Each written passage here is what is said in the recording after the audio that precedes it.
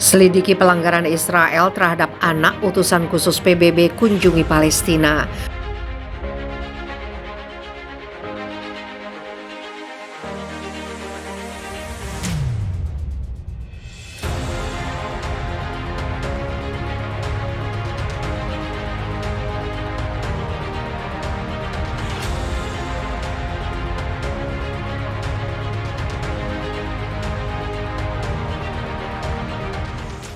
Utusan khusus Sekretaris Jenderal Perserikatan Bangsa-Bangsa untuk Anak-anak dan Konflik Bersenjata, Virginia Gamba de Potgieter, memulai kunjungan resminya ke Palestina untuk menyelidiki pelanggaran Israel terutama terhadap anak-anak Palestina. Kantor berita resmi Palestina, WAFA, melaporkan penyelidikan itu termasuk kejahatan Israel yang sistematis dan disengaja terhadap anak-anak Palestina, yang termasuk dalam kerangka resolusi Dewan Keamanan 1612, mencakup pembunuhan dan melukai anak-anak, menargetkan sekolah dan rumah sakit, serangan seksual, penculikan anak-anak dan menolak akses kemanusiaan serta bantuan medis. Sementara itu, Gamba menegaskan kerjasama dan koordinasinya dengan negara Palestina adalah untuk melindungi anak-anak Palestina sehubungan dengan meningkatnya pelanggaran Israel dan kekerasan pemukim. Menunjukkan dia menyadari kejahatan harian yang dilakukan terhadap anak-anak Palestina, mengungkap kemarahannya dengan kejahatan. Ia menekankan esensi pekerjaannya adalah memastikan perlindungan anak di daerah konflik dan sesuai amanat hukum. Ia memiliki kewenangan mengunjungi daerah konflik, mengadakan pertemuan serta pembicaraan dengan para pihak di daerah itu untuk mendesak mereka memberikan perlindungan bagi anak-anak dari kekerasan dan kejahatan. Perwakilan khusus juga menekankan kunjungan ini tidak akan menjadi yang terakhir dan dia berharap dapat bekerja sama dengan pemerintah Palestina memberikan pelatihan khusus bagi para pekerja di Kementerian Palestina. Gamba berharap dapat mengunjungi Palestina sekali lagi untuk bertemu dengan organisasi masyarakat sipil, membahas cara kerjasama dan dialog tentang pelanggaran dan kejahatan pasukan pendudukan dan pemukim, khususnya pelanggaran yang ditentukan dalam resolusi Dewan Keamanan 1612 2005.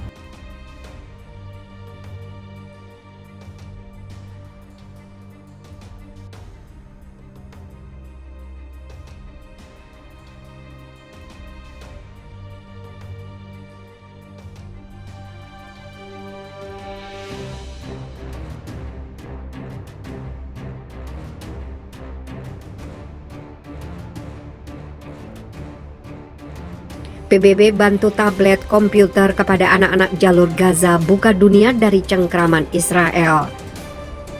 Perserikatan Bangsa-Bangsa menyalurkan bantuan tablet komputer kepada anak-anak di jalur Gaza, Palestina. Hal itu untuk membuka jalur Gaza yang diblokade ke dunia luar. Anak-anak membentuk hampir setengah dari populasi Gaza berjumlah 2,3 juta orang. Sebagian besar dari mereka tidak pernah bisa meninggalkan wilayah pesisir yang diperintah oleh gerakan Islam Hamas. Sebanyak 890 tablet komputer dibagikan di sekolah yang dijalankan oleh UNRWA, Badan PBB untuk Pengungsi Palestina. Hal itu menyusul pilot yang melihat beberapa lusin perangkat diberikan kepada anak tahun lalu. Kami sangat sadar untuk anak-anak saat mereka tumbuh, mereka harus dapat terlibat dengan dunia yang semakin digital, kata Thomas White, Direktur UNRWA kepada AFP. Blokade 15 tahun dari daerah kantong yang dipimpin oleh Israel telah melumpuhkan ekonomi jalur Gaza, sehingga meninggalkan 74% lulusan muda menganggur, menurut Biro Pusat Statistik Palestina. Proyek yang didanai Uni Eropa untuk meningkatkan keterampilan komputer anak-anak dipandang oleh UNRWA sebagai cara meningkatkan peluang mendapatkan pekerjaan di sektor teknologi. Ini bisa memberikan peluang bagi anak muda jalur Gaza mendapatkan penghasilan dan maju, kata White, berdiri di halaman sekolah di kota Gaza. Proyek ini dapat membantu anak muda jalur Gaza masuk ke coding, memberikan dukungan IT, back office untuk perusahaan atau dukungan pelanggan online. Namun warga jalur Gaza masih harus menghadapi pemadaman listrik yang sering terjadi dan akses internet terbatas pada 2G. Salma Samira yang berusia 13 tahun termasuk di antara mereka yang menerima tablet baru setelah unggul di sekolah teknologi musim panas. Saya berharap untuk belajar pemrograman di masa depan, memiliki perusahaan pemrograman di jalur Gaza, katanya di ruang kelas yang penuh dengan komputer. Saya merasa jalur Gaza tertinggal dalam pemrograman. Saya berharap di masa depan pemrograman akan menjadi dominan di dunia. Kami akan melakukan hal yang berguna dan indah, harapnya.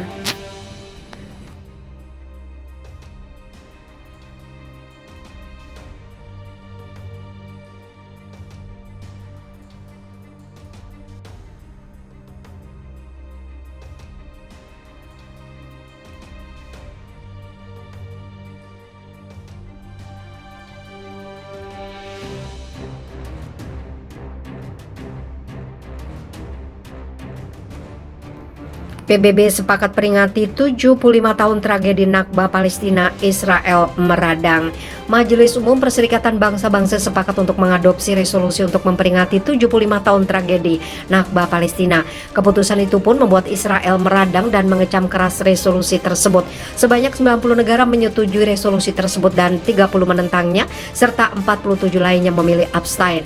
Dikutip dari Middle East Eye, resolusi tersebut merupakan satu dari 5 resolusi PBB terkait Palestina dan Israel yang dihasilkan melalui pengambilan suara di New York, Amerika Serikat. PBB juga melakukan pemungutan suara untuk menamakan program latihan jurnalistik dengan nama Shirin Abu Akleh, jurnalis Palestina yang tewas terbunuh oleh pasukan Israel saat pengepungan tepi barat.